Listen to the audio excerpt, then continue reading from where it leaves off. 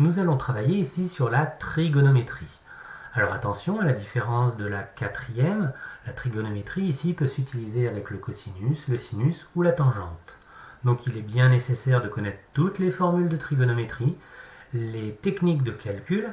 Si jamais vous avez le moindre problème avec ça, vous pouvez retourner dans la colonne quatrième et aller voir la vidéo sur le cosinus. Alors moi je vais faire un petit schéma qui va représenter ce problème, comme ceci. Je repasse en rouge les longueurs ou les grandeurs qui m'intéressent, comme ceci. Et je m'aperçois que je vais travailler par rapport à cet angle-là, et donc que j'ai l'hypoténuse et l'adjacent. Dans mes trois formules, hypoténuse et adjacent, je le retrouve dans le cosinus.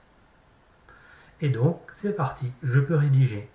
Je vérifie que j'ai bien un triangle rectangle, ce qui est marqué dans l'énoncé. Je marque ma formule, je remplace par les valeurs numériques, et dans ce cas-là, je sais que pour trouver EG, il va falloir que je multiplie les longueurs. Et je trouve 4,1 cm environ. Deuxième type de problème,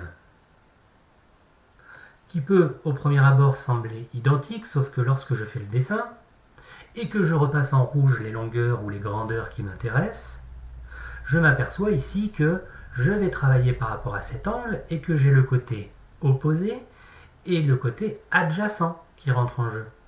Opposé et adjacent, sur mes trois formules, c'est donc la tangente.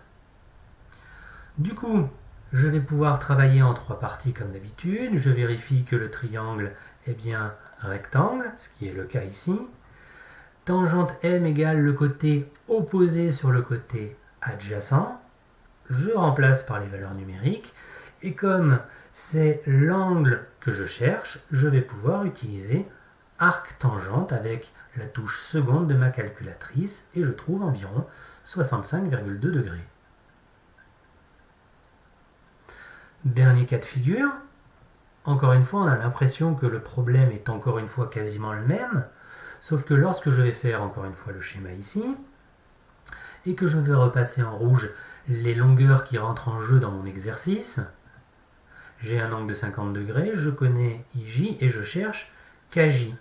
Ici, je vais travailler par rapport à cet angle-là, l'angle I, et j'ai l'hypoténuse et j'ai le côté opposé.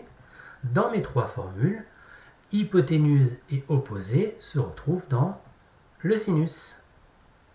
Donc maintenant, je peux attaquer ma rédaction. Le triangle est bien rectangle, donc j'utilise la trigonométrie, c'est marqué dans l'énoncé. Je marque ma formule, le fait que le sinus soit le côté opposé sur l'hypoténuse. Je remplace par les valeurs numériques. C'est la valeur qui est en haut qui me manque, donc c'est une multiplication. 6,1 environ. Et je viens de terminer mon exercice.